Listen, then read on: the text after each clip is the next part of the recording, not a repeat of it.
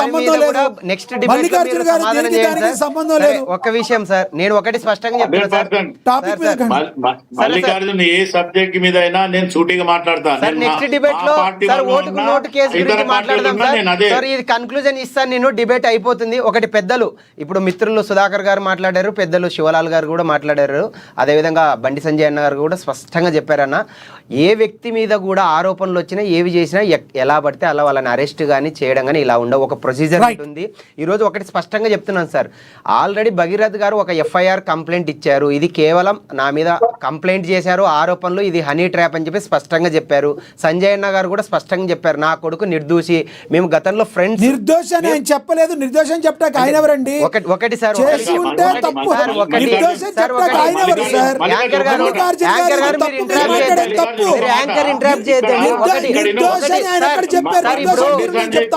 ఇంతమంది మాట్లాడినప్పుడు మీరు టైం ఇచ్చారు, మాకు 30 సెకండ్లు కూడా టైం ఎందుకు ఇవ్వట్లేదు?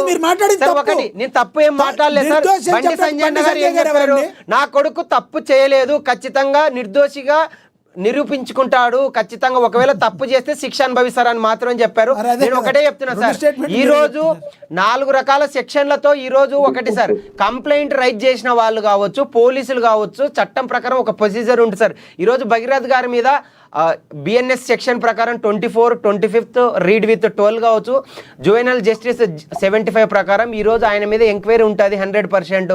ఎంక్వైరీలో వచ్చినటివి జస్ట్ ఆరోపణలు, నిజంగా ఇవి నిజంగా ఆరోపణల, వేధింపుల, దాడి జరిగిందా, కేవి మాత్రమే జరుగుతాయి. నిజా నిర్ధారాలు ఇప్పుడు శివలాల్ గారు, సుధాకర్ గారు, మల్లికార్జున గారు, లక్ష్మీనారాయణ శెట్టి గారు ఈ రోజు వాస్తవాలు కేసు న్యాయస్థానాల పరిధిలోకి వెళ్ళిపోయింది.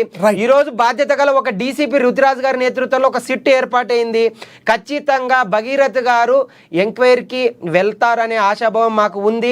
నిజంగా ఇవన్నీ ఆరోపణలు మాత్రమే సార్, ఎక్కడ ప్రూవ్ కాలేదు, ఎక్కడ ఎవిడెన్స్ లేవు.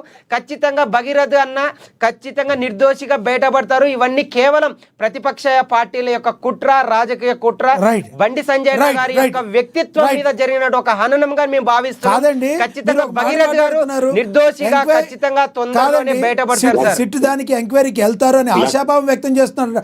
ఆశాభావం ఏంటి సార్? వెళ్ళాలి కదా సార్, వెళ్ళాలి కదా. ఆశాభావం వ్యక్తం చేయడం తప్పు చేసిండు కాబట్టి భయపడుతున్నారు. యాంటిసిపేటరీ తీసుకునే వరకు వెళ్ళాడు. రైట్, తీసుకునే వరకు వెళ్ళాడు సార్. ఒకటి ఖచ్చితంగా భగీరథ్ అన్న ఏ తప్పు చేయలేదు, ఇది కేవలం హనీ ట్రాప్ అని ఖచ్చితంగా కోర్టు ద్వారానే ఇది వస్తుంది సార్. చూడండి మీరు. మల్లికార్జున్, నీ అంతరాత్మను అడుగు.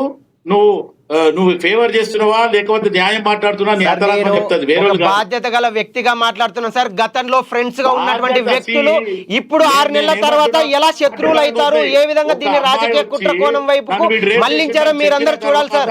డైవర్షన్ సార్, ఒకటి డైవర్షన్ ఆఫ్ పాలిటిక్స్ లో బీఆర్ఎస్ ఒక ఎత్తుగడ సార్. ఇది నెక్స్ట్ తెలంగాణలో బీజేపీని అధికారంలోకి తీసుకురాకూడదని, బండి సంజయ్ అన్నని బద్నం చేయాలని ఇది రాజకీయ కుట్ర సార్. ఇది కేవలం వాడుకొని బండి సంజయ్ అన్నని బదనం చేయాలని టీఆర్ఎస్ పార్టీకి, కాంగ్రెస్ పార్టీకి ప్రజలకు చెప్తారు సార్. ధన్యవాదాలండి మల్లికార్జున గారు, ధన్యవాదాలండి శివలాల్ గారు, ధన్యవాదాలండి. అదేవిధంగా ధన్యవాదాలండి సుధాకర్ గారు చర్చలో పాల్గొన్నందుకు.